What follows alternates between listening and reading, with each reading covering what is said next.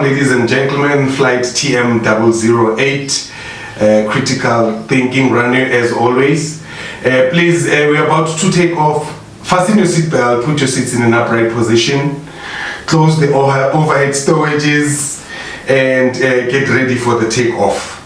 This is Bzege, your captain speaking, and I have Mhauza as my co-pilot. And today we are discussing on this flight leadership impact or study in South Africa, especially in the political side of things. And this one, my brother, is very interesting because we have leadership in politics, in business, in social, in spiritual, in cultural.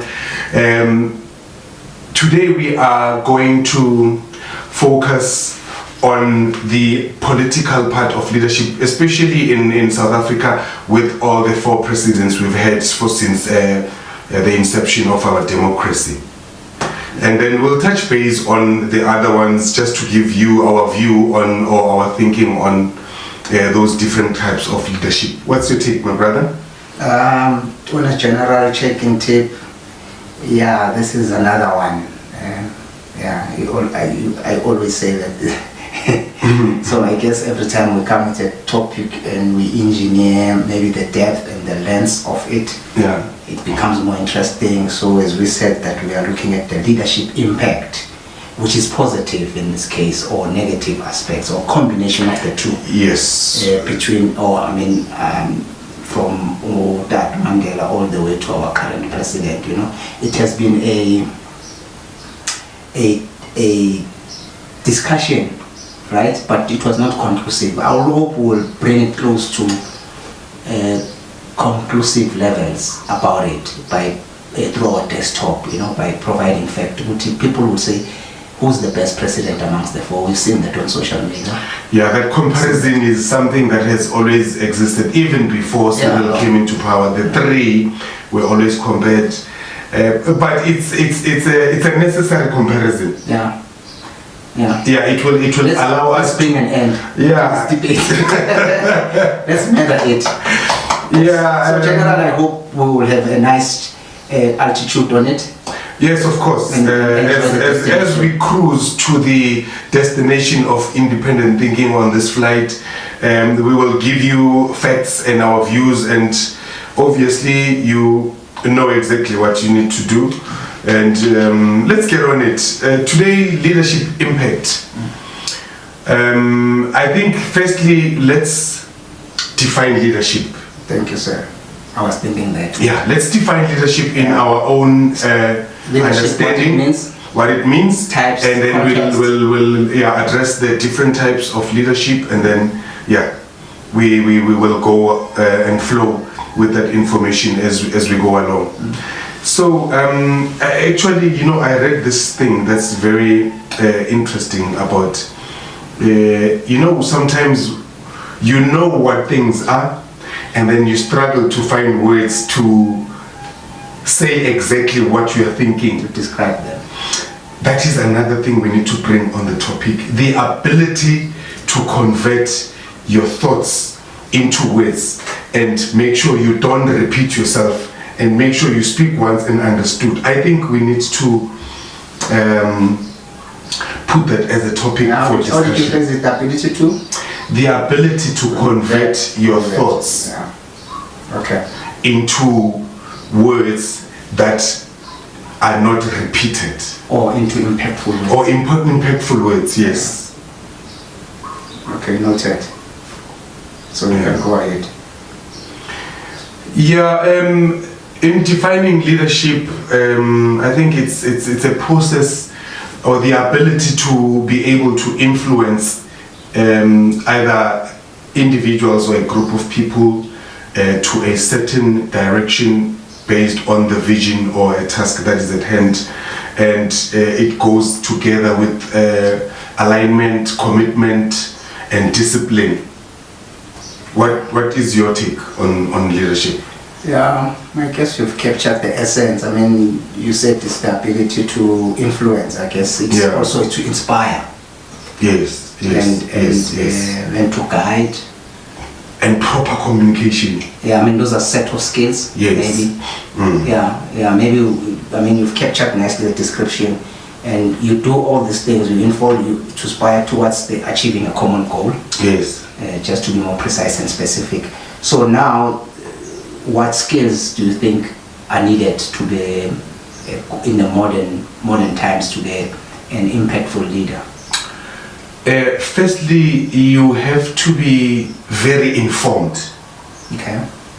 I think that would be my take-off point. You can't lead if you're not informed. Because you'd be... leadership that is misinformed is always a recipe for disaster.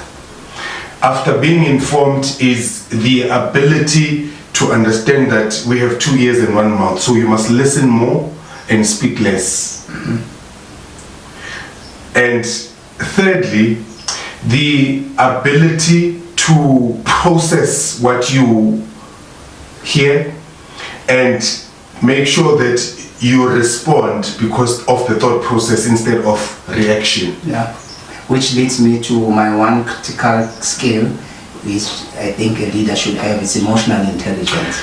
That is a must. Be able to retain composure. That is a must. I mean, if you look at leadership from a pilot perspective, yes, you will be in the middle of heavy or intense turbulence. But the voice is calm. Turbulence, but you need to be calm. And he will always reassure you that all is well, even when the flight, and there is no element of doubt. Even when the flight has lost the engine. Imagine. They don't panic. So that's very critical skill to have. You don't panic under pressure. No. You must never panic under pressure to make up a good leader. Anyways, leadership types. I would like us to highlight different leadership types so that we can indicate which one we are going to focus on for the day. The types of leadership. Before you continue, sorry. Not necessarily focus on, but remember our focus is the impact study. But it will then maybe highlight whoever that we will maybe address in our analysis, which style did they use. Okay. So it's a byproduct. It's a byproduct, yes, of course. No, go ahead. So we have leadership in politics, leadership in business, leadership socially, leadership in spirituality, and leadership culturally. So that's the spectrum. Yes. Of leadership. Let's say spaces in which it can be practiced. Yes. But I'm a style, just to go back to how you've pitched this one. The style, it's the transformational 7 style, democratic, autocratic, situational and charisma. Okay. Those are styles. And then what you've described, I'm a spectrum in which it can be exercised. Yes, thank you for correcting me. The style has to do with different, like for an example, you have participative leadership, which is more democratic. Right? You have charismatic leadership, which has more to do with emotional intelligence, seeing the vision that other people cannot see. Before you continue, what I think charismatic is, for example, Zuma, it's not something tangible. Yes. It's the like you have. And these are soft skills. Allow me to call them soft skills, like you are a good dancer, or you are a good singer, for an example. People will like you and ignore other technical or hard skills that are necessary. So you are likable. Yes. Maybe in the way you talk. You orate. The presentation of your leadership. For those that are close in your proximity, in how you interact with them. Yes. It's in a charismatic way. Umadiba, I think his charisma was on his statue. I think Mandela will fall under the charismatic leadership. Actually, not only transformational leadership. If you say primarily, you can have a combo. Primarily he was a transformational leader, right? And then his leadership style. And then there's another interesting one, the transactional leadership. Yeah. Okay. It's a common one. It's everyone's bread and butter. Right? I give you something, you give me something. Give me something back, and it's reward based. It's reward based, yes.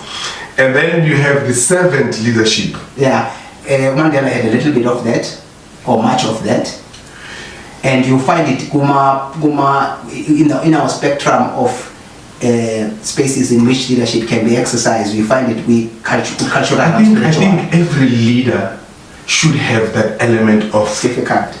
Of servant leadership. It's difficult. Human beings are selfish in nature. That's why the first thing kids would do at the early stage of like being 1 year is being possessive of what they think is theirs. Right? It's a human nature to be firstly selfish. So to serve others without to be selfless. It's not for everyone. Eh? Yeah, it's not automatic. It's not automatic. Yeah, but Mandela had it.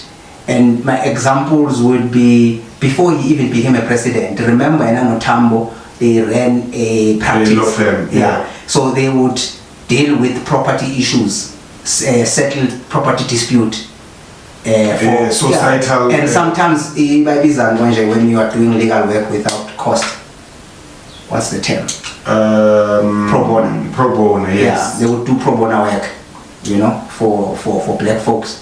Back in those days, so that was servant, right? And then, yes, I agree with that. Yeah. And then you have the spiritual / religion leadership style, which is based on moral authority as well. Yeah. So mostly. Yeah, so we're going to be touching in all these different styles according to whichever president we are talking about in that particular time. Yeah, I mean, it's autocratic, locally, autocratic, there is a little bit of that, where people would want to be, to have their will done according to their way without considering, Yeah, and interestingly, so another skill as a leader that I think it's necessary to identify what kind of leadership would be suitable for that specific task to be completed. It's called, there's another style called situational awareness. Yeah, the example I told you a situation that is more practical. I could not think of anyone local, but historically, Winston Churchill. Yes. World War II. Yeah, when he had to lead against Hitler. Lead the alliance. Yes. To deal with Germany. They define it as situational, and they provide facts or suggestions around why, because that era needed a certain caliber, and he managed to switch into that caliber that was required, Exactly. His plan wouldn't have worked if he was more of a democratic leader for that part. Yeah. It wouldn't have worked as an example. Yes, precisely. So identifying the style of leadership that is required for a situation is also a skill. Yes, but now my question is, as and when you are in the midst and in the middle of leading, which we will get into I want us to go back to the spectrums, as you are in the middle of leadership, sometimes as in they are not by design, but by default. It's like so you don't sit and say, okay, which style am I adopting now? You might naturally exude or bring about a certain style because maybe of influence and historic and experience that you had. Yeah. Right? And then it's not conscious. That's what I wanted to say. Yeah. You don't make a conscious decision. Well, now I'm moving with this style. I'm moving with democratic. You might find your number one style, or your dominant rather, style is transactional. By default, you just jump into saying, what am I getting into this? That's the first thing you ask yourself. And how do I reward to get what I want? So are you basically suggesting that leadership style is also influenced by your personal traits as an individual. Yeah, how you are wired. How you are wired will also define your leadership style. Yes, precisely. Not unless you make a conscious decision to say, "Look, I'm entering into this space." You are doing what we are doing. You analyze, and then you, in you adopting, is not an event. It's a process, by the way. Yes. So there are things that you need to learn and make mistakes over and try until you get it right. Okay. All right. Let's get on to the comparison, which is always. Yeah, I said I wanted us to touch on before we get into comparison. Yeah. I wanted us to touch on the areas or spaces in which leadership is done. There's a political space. Yes, there's a political space. In which is exercised. What sort of style do you think is mostly key for political? Political is a very tricky one because it would depend on the current situation of the country. Let's give it just to get straight to the point. This current situation, let's go currently, right now, as we speak. We don't need a democratic leader, just to answer your question. Okay. Currently, we need an autocratic. We need an autocratic. Let me tell you who also said that. Yeah. Penwan, Tantalax are into that kind of line of thinking, to be quite frank. And their justification is very seductive. But based on my wiring, I have a different view, but continue nonetheless. Yes, the inability to do the economical transformation has kept the imbalance of economy consistent, and democracy has not worked for us in terms of economical transformation. Yes, other things are transformed and they're gradually so. But the transformation economically has not been impactful. It has benefited minimum. So now you cannot lead a country like South Africa with so much economical imbalance that the economy is controlled by a few families in a population of about 65 million people, plus minus 65. So in that situation, you would need someone who would come with authority that, guys, you've benefited economically for so many years. It's about time. For an example, what's happening in Burkina Faso, they needed who's this guy now? The leader of Mali. Burkina Faso, Traore. We need a Traore, for an example. I'm just making an example. We need a Traore that will, someone who's helpless, who is dedicated to empowering people. Yeah. Yes. I just want to poke interest in that. We need a Traore. Do you think we can conclude Guti leadership style that he's presenting to Burkina Faso has yielded the right? Yes. With the legal unknown, my question is it the right time to even assess impact there, or we just need to say we need to wait for him to at least finish 2 terms and see the logically, yes. Politically, people need a certain period to see the consistency in whatever they've started to do, right? So far, his initiatives are benefiting and are empowering the people. The building of schools, free education, housing. Good policies. Good policies. They are working. And so those policies cannot be done with a different style? I'm not saying they can't. Yeah, no, I'm just checking. Yes, but the French dominance in Burkina Faso was working against the favor of the citizens. So be outright to say the autocratic helps to deal with supremacists decisively. Yeah, well, I was trying to be nice about it. I was trying to be modest. I was trying to be modest, yes. Yeah. But nonetheless, you are correct. Yeah. Which is a revelation as I'm sitting and listening to you. It means you've sold this idea nicely to me, because I could think, okay, if we were to deal with the mineral resources ownership or means of production ownership, can it be done to autocratic? I mean, a democratic. Democratic, no. Transformational type. It's not gonna work. As you said earlier, human beings. But what if are selfish? Yes. I'm half sold. Yeah. What if transformational is good enough to make those that we see as our enemies, right? In this case, let's take Anglo-American. Yes. With the mining fields that they own. So it means they extract and take things to England. Yes. And maybe USA. And then sell them back. Yeah. Let's say if we have to deal with the ownership or the owners of these mines from a transformational I'm pitching, maybe here's what I propose. Let's take that to 1 minute pitch. Okay. Section. In 1 minute, I will say what transformational can transform that space only. Specifically, the ownership of means of production to come back to South Africans. In a democratic manner. Autocratic, you'll do the 1 minute. Autocratic, I'll do the 1 minute pitch. Transformational. Okay. No problem. Let's skip it. But again, I guess you did say politically you need autocratic. Just to go back to the stem.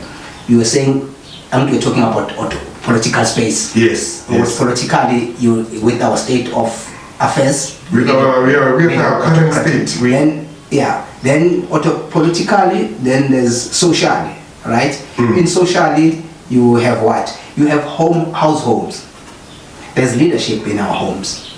Yes. Mother figure, father figure. Yeah. Understanding is leadership in that space, particularly to be more precise, in blacks in a good state? No. Or is it fragile? Okay, this one I'm going to be blunt about it. It's not fragile. You know,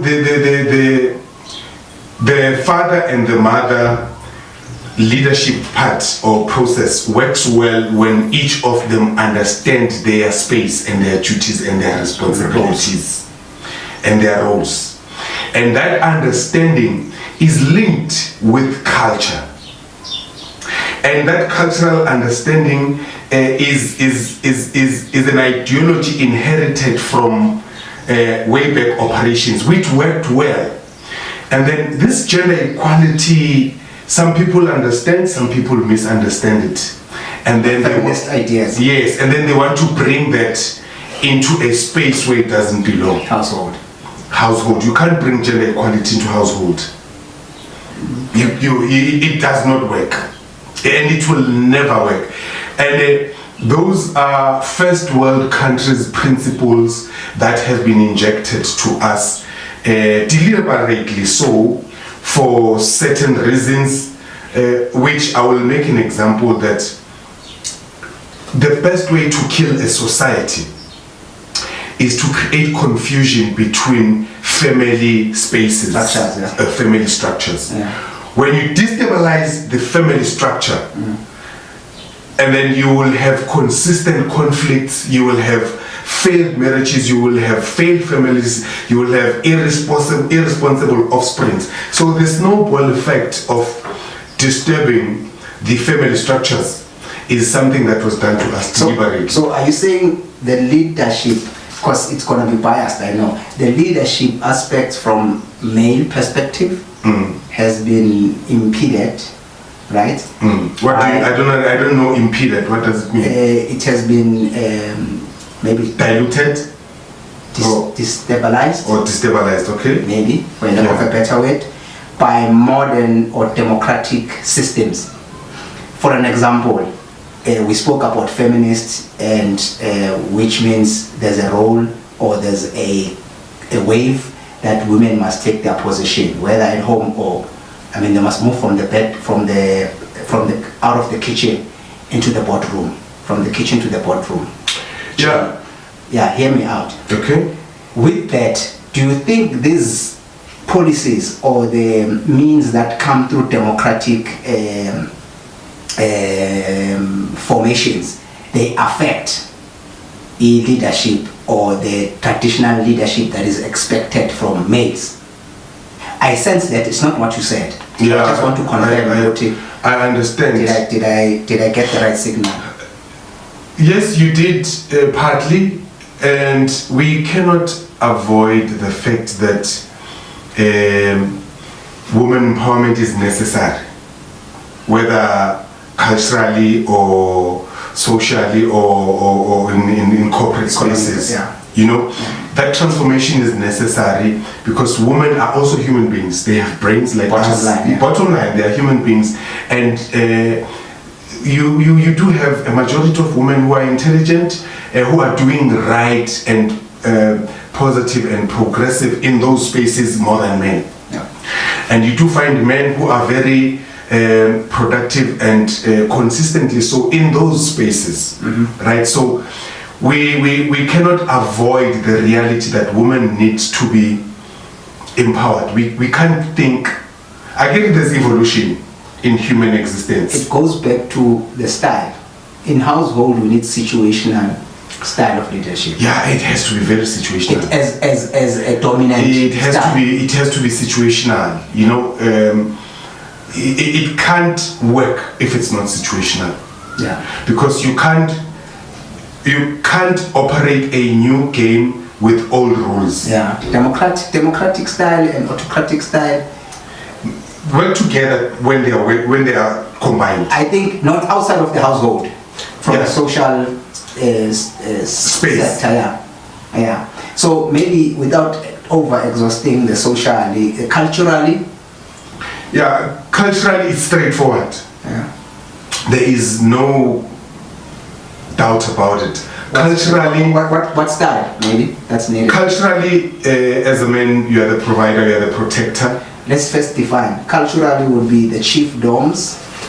Yes. In leadership, it will be your mostly you find it in the chiefdom, and then you have your community leader under the chief who are reporting directly to the chief. That's just general social like your community structures where there's policing forums and whatnot. Yeah, that's a different. But I'm saying, if you are a chief or a nduna, what sort of style in this day and age would you need as a dominant style of leadership? It's a combination of both. The most dominant one? Otto. I don't think so. Servant there. I would propose servant. So they eat first before you eat. That is the best form of leadership. I'm saying in that particular space, in the cultural chiefdom type space. So you can't afford to be selfish there. No, you can't.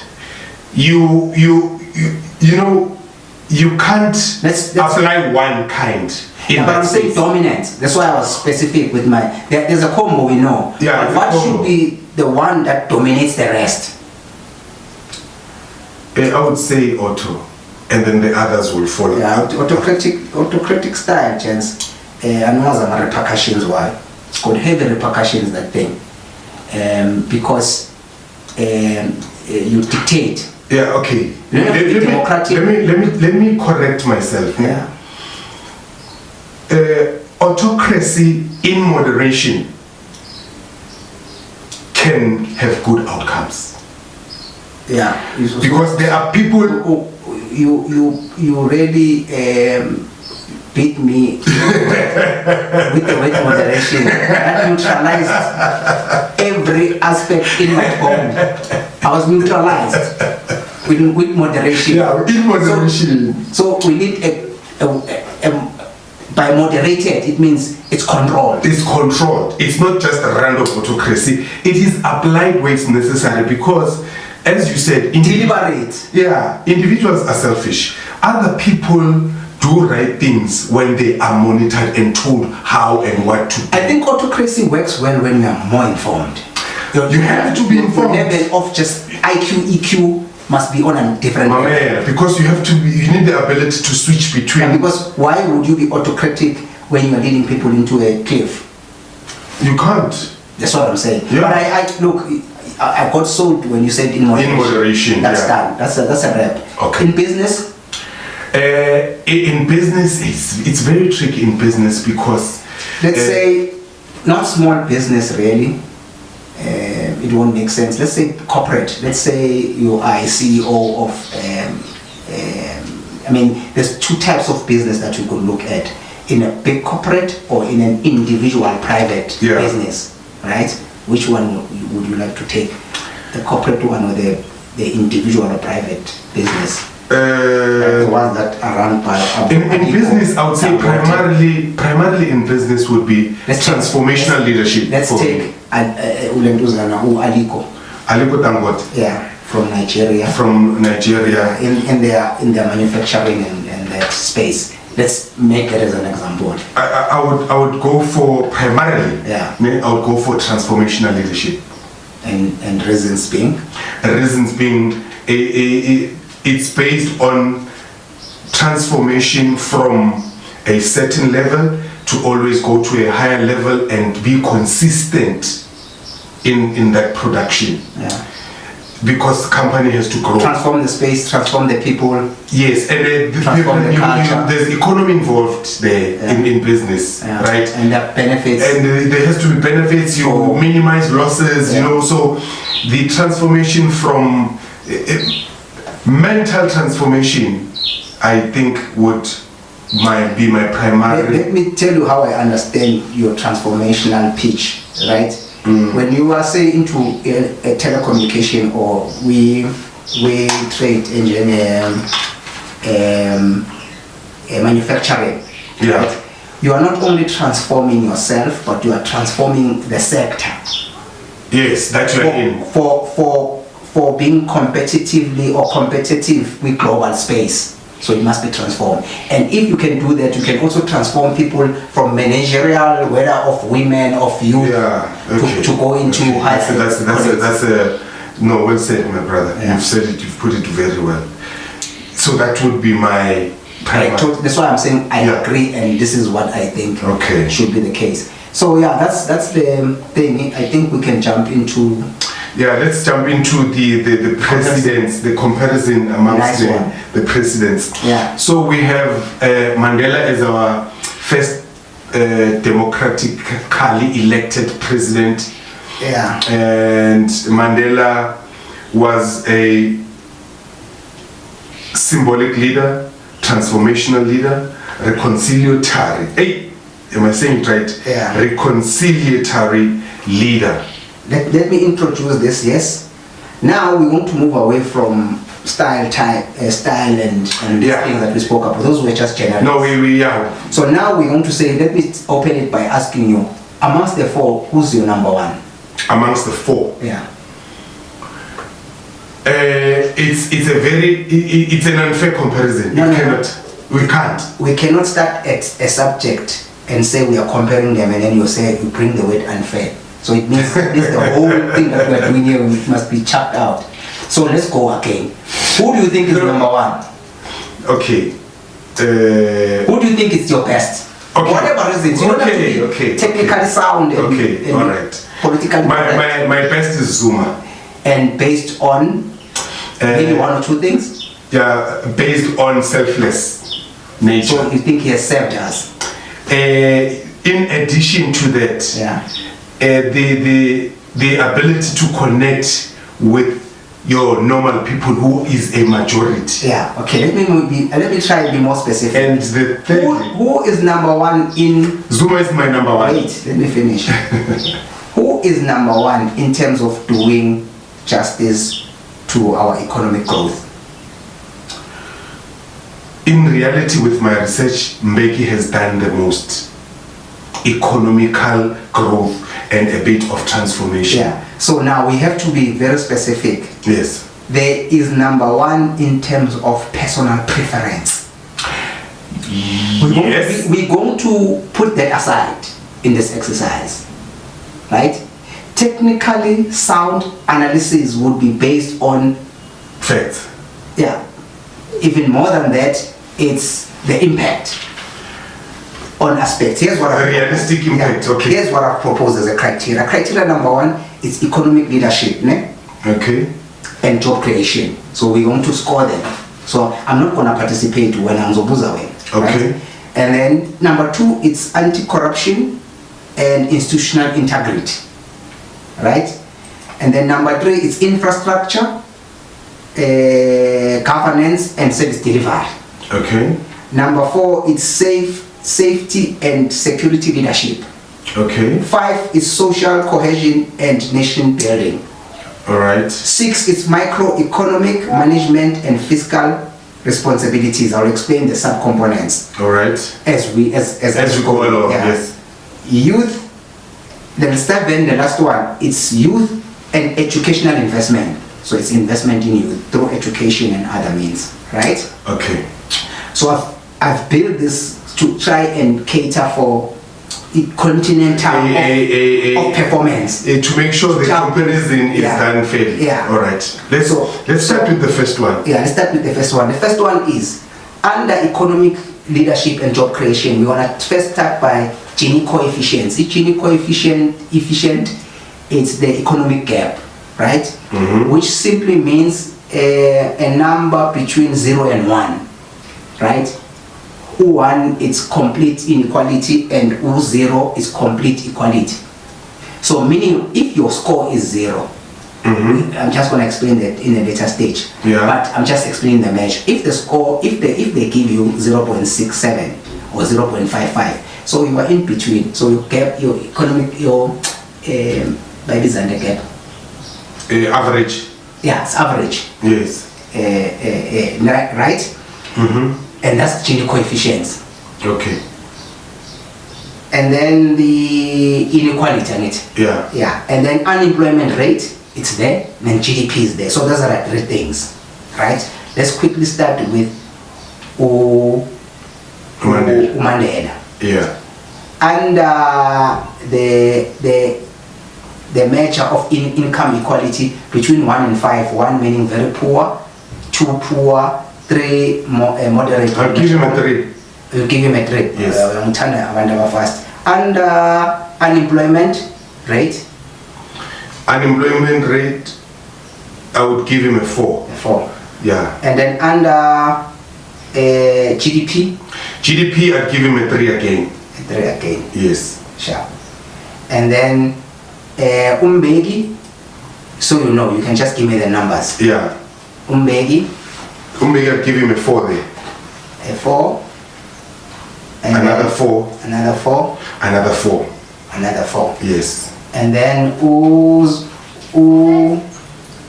Zuma. Zuma, I would give him a 3 in all, an average. Okay. Okay, and then Ramaphosa, I would give him a 2 on all. Don't say with Vigo. Right. It becomes too obvious. Yeah. So you clearly you will get to the whole you scored as number 1. Yeah. In this criteria. Yes. Ne? And then let's go to anti-corruption. Anti-corruption. And institutional integrity. Ne? There we have conviction of high-profile individuals who, amongst them, did nicely in terms of convicting high. And then corruption perception index. Who do you think is mostly corrupt? 1 to 5. And then strength of oversight institution. Who gave strength in terms of oversight to institutions like your judiciary, your government departments, and all other apparatus of the state? So in that order. Yeah. So you can, if you give me numbers, you respectively will say high profile convictions, perception on corruption, and then the third one is then the oversight on institution. Okay, high profile convictions, and then what's the other one? Yes, corruption. Corruption. And then governance of state apparatus, right? Let's start with Mandela. Just give me your numbers. In this respectively, yeah. Yeah. No, Mandela, on the first one, I would give him an average as well. Yeah, 3. And then on corruption, I would also give him a 3. Yeah. And then on governance, I'd give him a 4. 4. Right, and then we move to Mbeki. Yeah. Mbeki, I would give him a 4 on the first one, HPC. Yeah. And then on corruption, I would also give him a 4. Yeah. And then on governance, I would also give him a 4. Okay. And then we move to Zuma. I would give him a 3. I would give him a 2. On governance, I'd give him a 3. So it's 3 to 3. And then Cyril, on I would give him a 3 on the first one. Yeah. Which is the conviction. The high profile conviction. Yeah, Yes. which is arresting people who are corrupt, high profile people. Yes. Okay, 3. And then on corruption, I'd give him a 2. Yeah. On governance, I'd give him a 2 as well. Okay. And then see we infrastructure governments and service delivery. Ne? 1. Infrastructure. It's under infrastructure. Yeah. The one assessment subcomponent is the number of intensity of service delivery protest. Okay. Who do you think under service delivery had the highest protest, which served as dissatisfaction? The higher the protest, in my view, the more dissatisfied people are. Kuna protests that are orchestrated, we know, I mean, propaganda stuff and destabilizing and and affecting your opponent. We know that game. Okay. So, but anyway, nonetheless, right? Is Obama protest? They say by state of public infrastructure, maintenance of roads, for an example. Service delivery. Yeah, water and whatnot. Yeah. Extent of hijackers, dilapidated buildings. Is number 3. Number 3. Allowing foreign elements, not necessarily people, but just attitudes to really give away our infrastructure to criminal syndicates. So Mandela had minimum protests because people were excited. Give me the numbers. Let's not talk. Yeah, the numbers. I would give him a 4. 4. On the service delivery, I would give him another 4. Yeah. And then on buildings and foreign building hijacks, I'd give him a 3. It was not addressed properly. Yes. And then Mbeki also, I'd give him a 4. Yeah. And service delivery, I would give him a 4 as well. Yeah. And then on building, I would also give him a 3. And then Uzuma. And then Uzuma nae. On protest, I'd also give him a 4. On service, meaning he had low protests. He had low protests. Okay, sure. Yes. Service delivery, I would also give him a 4. And then on building, I'd also give him a 3. Okay. So give him a 3. Okay. Ramaphosa. Ramaphosa, I would on protest, I would give him a 2. 2. Yes. Yeah. And then on service delivery, I would also give him a 2. Yeah, it's a 2 all the way. Okay, sure. Let's move to the fourth one. Let's try to be quick on it. Yeah. Then the fourth one is about safety and security leadership. Ne? First one is crime rate. Crime. Second one is murder rate. And then the border management control, the third one. Right? Hold your numbers quickly, starting with Mandela. Mandela crime rate was very low, so I'd give him a 4. Yeah, just hold the numbers. Yeah. For the sake of time. Yeah. Crime rate, go to the second one, Uteyini? It's murder rate. Murder rate 4. Yeah. Border 3. Okay. Mbeki is a 4-4-3. 4, 3. 3. Yes. What's the ratio, Azuma? Uzuma I would give him a 4-4-3. 4. Okay. Mandela, Ramaphosa, I'd give him a 3 all the way. And then the fifth one is social cohesion. The first component is tribal wars or conflicts. Yeah. 2, xenophobia. 3, racism.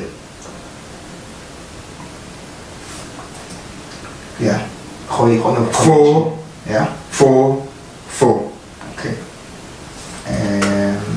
Thabo naye ngizomupha 444. Ubaba naye is a 444, and then Cyril I would give him a 333. Okay. And then macroeconomic, the first one is inflation, which is price index. The second one is tax revenue collection. The third one is debt to GDP ratio. Right? Okay. Yeah, this one is much easier. Utata is a 4 on tax, 4 on GDP. Start with inflation. Yeah, inflation. Yeah, standard of living. You cheap up 10 is into none. Yes, I'd give him a 4. Yeah, and then tax also was not bad. It's a 4. Collection, revenue collection. The revenue collection, yes, they were doing good. Yeah. About Trevor Manuel, yes, and then on GDP, I would also give him a 4. 4, sure. Yeah. And then let's go. Mbeki naye 4. Yeah. On tax, I would give Mbeki a 5. Yeah. And on GDP, I'd give him a 4. So it's 454. Sharp. So then Zuma, I would give him, on inflation, I would give him a 4. On tax, I'd give him a 3. On GDP, I'd also give him a 3. Sharp. And then Cyril Ramaphosa, on inflation, I would give him a 3. Yeah. And then on tax, I'd also give him collection. Yeah, tax revenue collection, I'd give him a 3. Yeah. And then on GDP, I'd give him a 2. 2, sure. Yes. And then the last one, on youth investment. The first one is metric pass rate. The first one, metric pass rate. Second one is access to higher education. And the third one is youth unemployment. Let's go. What's your unemployment? Yeah. Okay. Madiba on metric pass rate, I would give him a 4. Yeah. And then on second one is higher education, and it's access to higher education. The number of people. I'll give him a 3. And then on youth unemployment, I would give him a 3. Okay, sure. Mbeki, it's a 433. 433. Yes. Baba. Ubaba, it's a 444. Ramaphosa is a 222. Okay, let's get the results quickly. Let's get the results. In actual fact, let me do this quickly.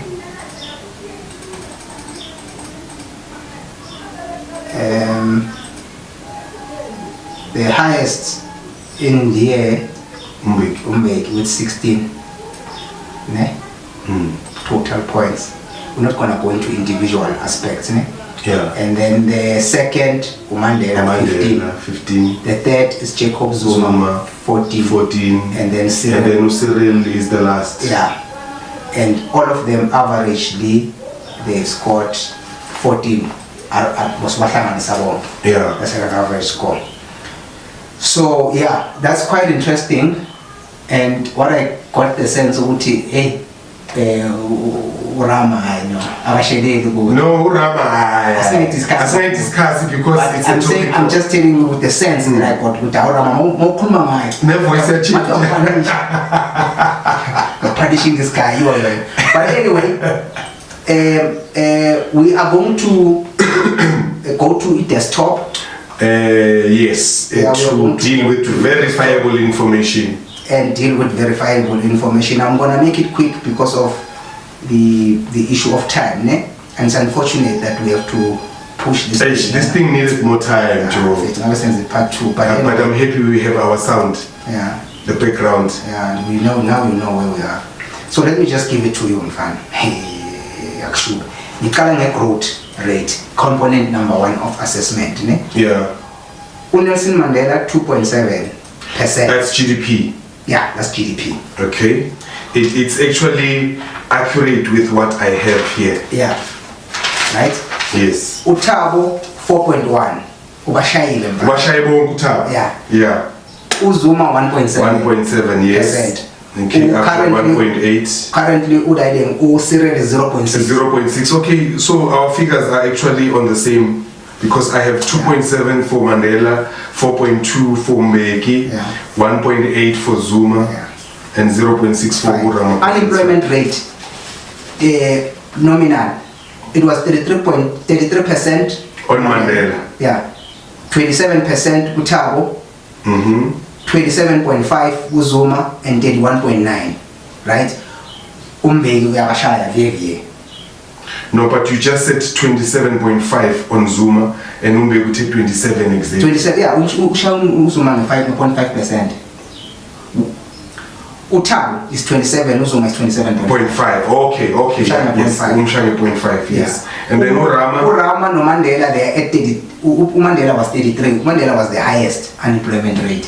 Well, they want to justify it, which it was transition. It was a transition, yeah. But the numbers don't lie.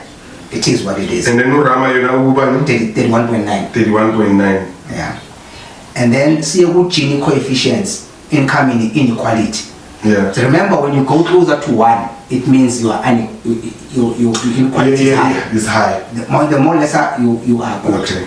So Mandela 0.6. Okay. Thabo Mbeki 0.62. 0.62, not far from Mandela. Jacob is 0.67. No Rama. 0.67. 0.67. Yeah. And then corruption indexed, it says the 100 is very good, right? You are clean, right? All right. Yeah, more in number less, like opposite. Okay, it's the opposite of the previous. The lesser the number, the more horrible you are, right? Mandela had 52, so it's halfway mark, 200. Okay. 48 points to Thabo, closer to 50. So Mandela is leading in that department. And then 43 Zuma, and then 41 Ramaphosa. And these are factual, verifiable. Yeah, verifiable. Yeah. Okay. Yeah, the accuracy is over 80%. Over 80%, all right. And then high-profile convictions. Mandela, there's no conviction recorded. A high-profile person, like a politician. Thabo 3, and I can tell you quickly. Jackie Silebe, Tony Ngeni, no, who's the other one?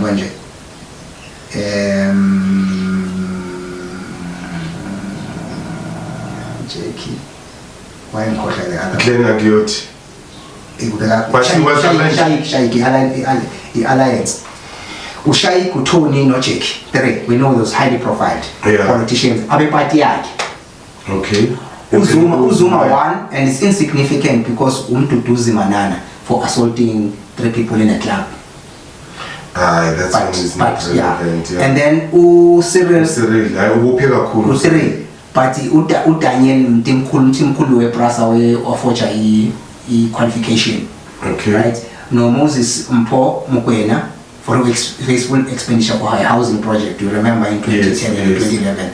Not to do Zile, to do to disclose identity, disclose the identity, protective witnesses.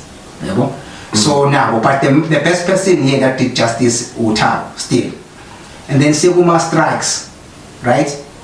Then Mandela had 1,500 strikes, just about, plus minus. In that one term? Yeah, combination of protest, dissatisfaction, corruption. So he come. Okay.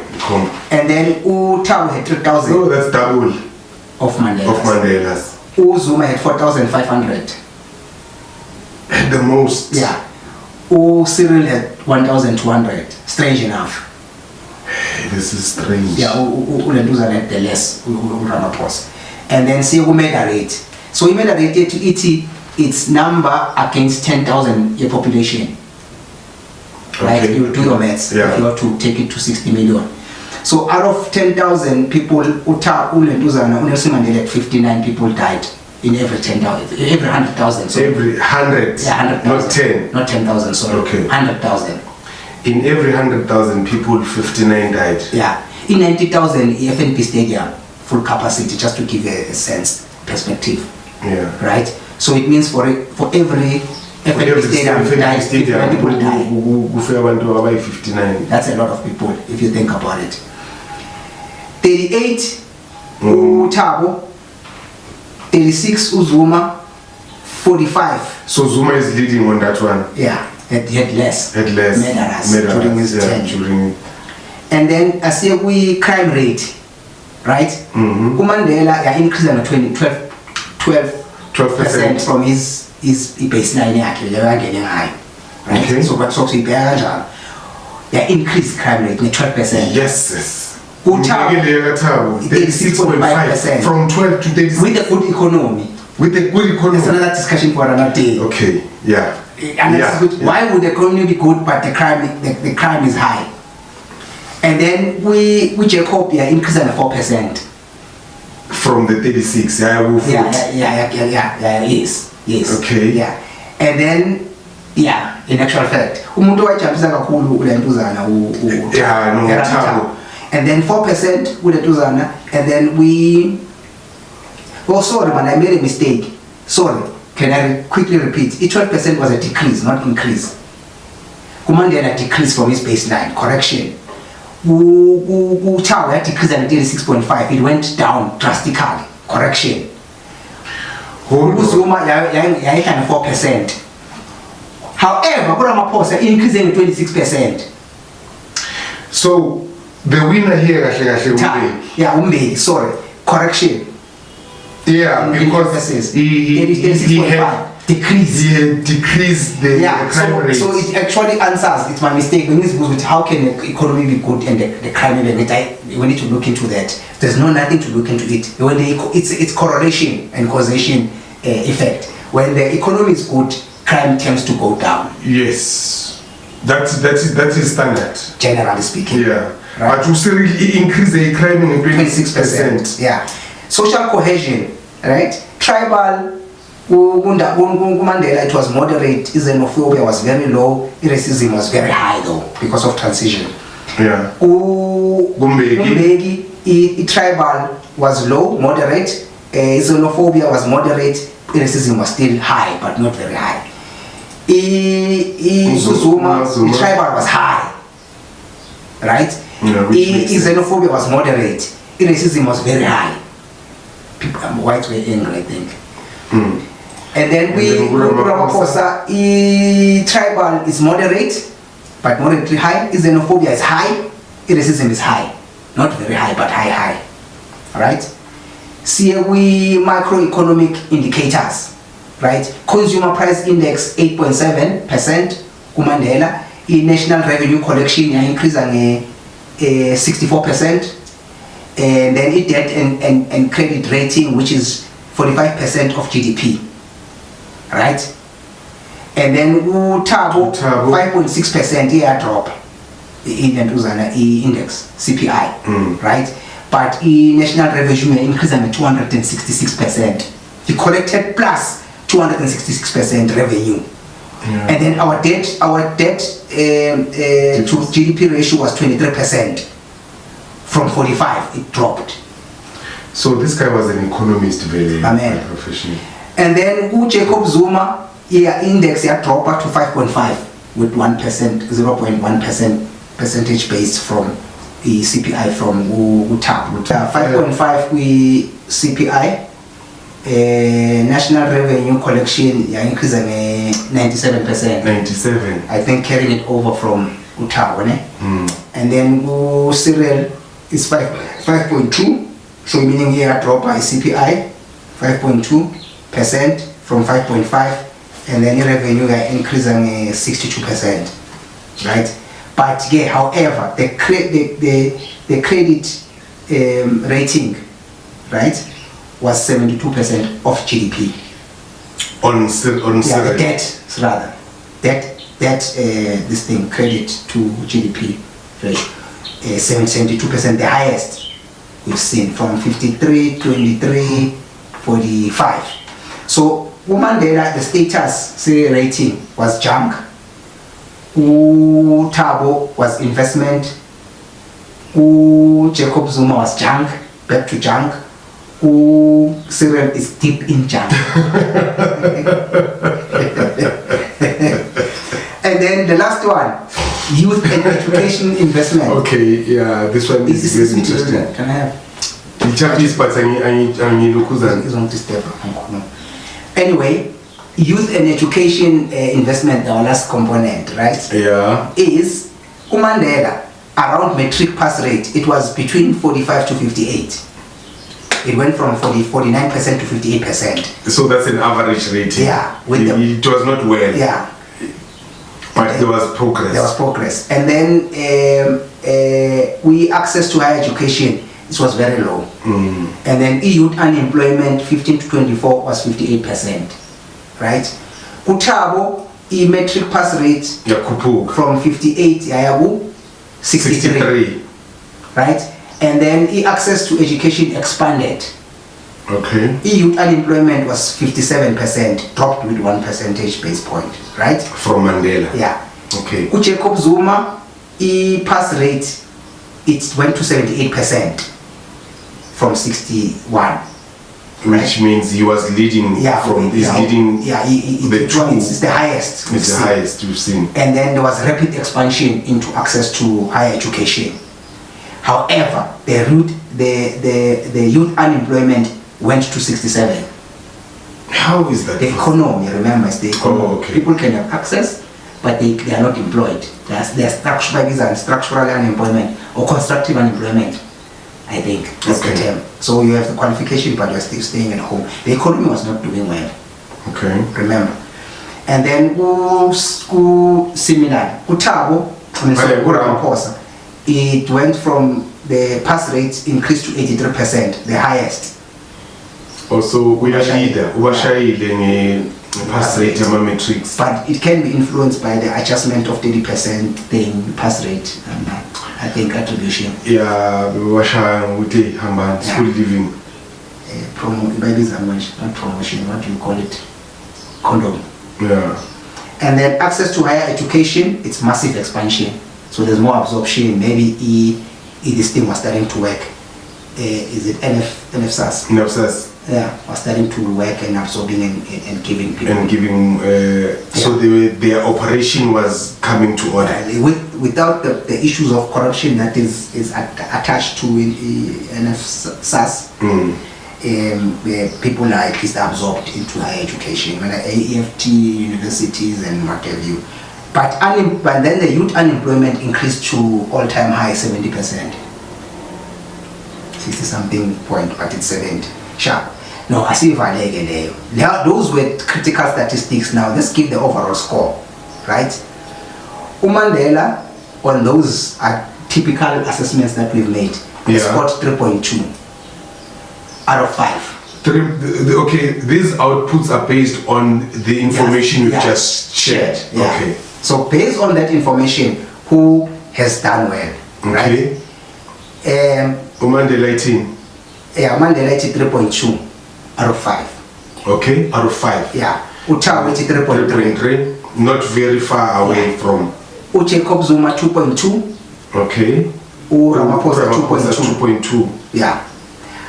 Average gibonke ngobehlangene asithi ANC manje asabheki individual. We're not isolating. They've performed 2.7. Goodness, that's 2.7, right?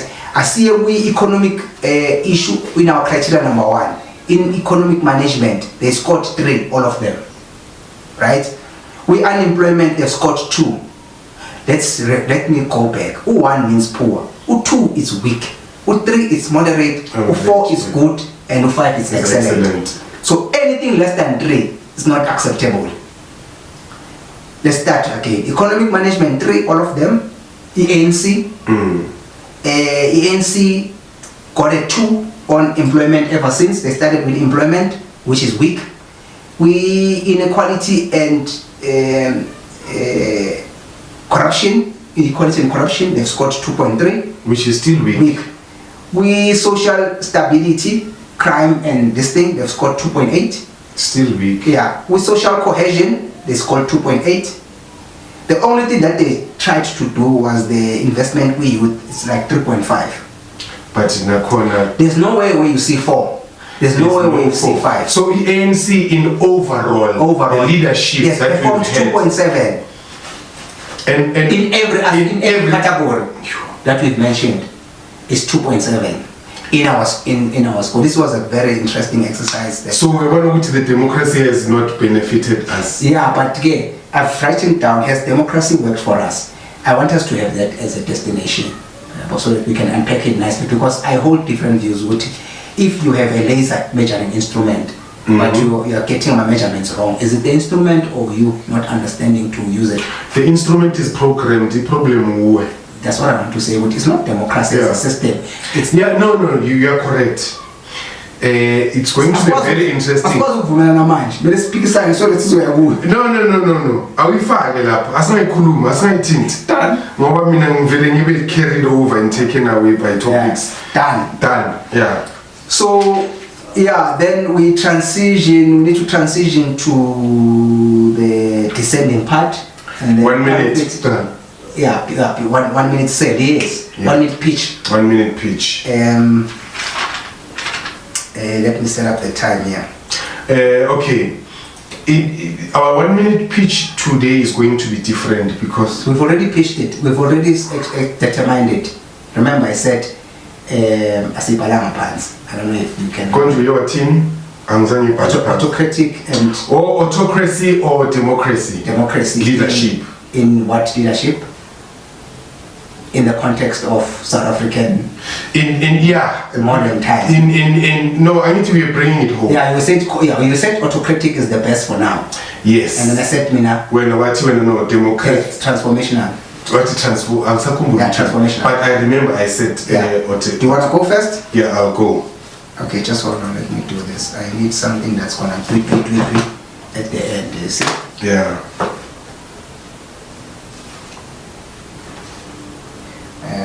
It's good to absorb the silence without panic. Yeah, panic in Jim is wrong under any circumstances. Hey, panic, I think you need to know how to manage it. Yes. It's a natural thing. I'm ready when you are. I'm ready now. Okay, just hold on. I went for a wrong timer. Yeah, I needed to set it to 1 minute. Ready? Yes, I'm ready. Go. I agree with autocratic leadership for South Africa because as we have verified the information that on average the leadership of the ruling party has not benefited us, at least to be on average on most of the aspects.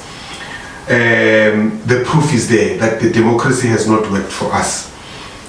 So autocracy would give us a chance to speed up transformation, especially economical transformation, distribution of land. It cannot happen under a democratic platform. It can only be implemented on an autocratic platform.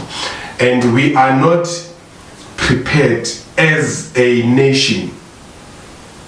We are not equipped enough to understand or to be patient enough. Hey! Hey, Savola! But I think I'm happy I've mentioned critical points. My critical points, yes. Yeah, let me see. Okay, let's go. Yeah, the reason why I would propose a different style, which is transformational. I believe transformational leadership has to do with inspiring people and is elevating them. So, and also not only people and transforming the space itself. So if we need to transform our space in technology, there's inspiration that must be induced from the technological aspects. For us to, which we're going to deal with the industrial revolution, we need someone who can transform it, right? Because of their knowledge and their interest and their vigor aspect in it, as well as economy must be transformed, right? So if it's transformational, if we have a transformational leadership, we have someone that can either cut deals with the privately owned businesses and big corporates, to improve economy and create jobs. if someone is transformational, they can negotiate politically to say which are no-go areas, and socially, churches. Yeah, so 2 seconds. But trim fast. Trim this thing. So, yes, sir. Take home. Take home for me is that leadership requires flexibility, because it's not a one size fits all. It involves a lot of things. So a combination of autocracy, transformational, and what's that other one you mentioned? Autocratic. Seven based, charismatic. I think when you have the ability to take the strengths of each and every different types and make it into a politicos, it works out better. Good point.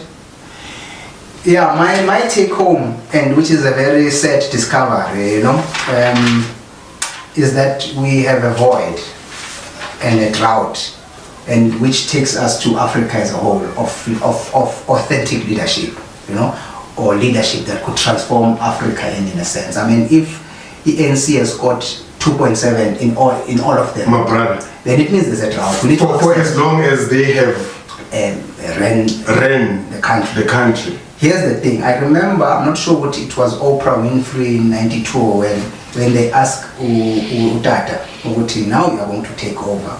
Are you guys ready to lead? And I could sense his doubt, but he needed to be politically sound, and he said, we are ready.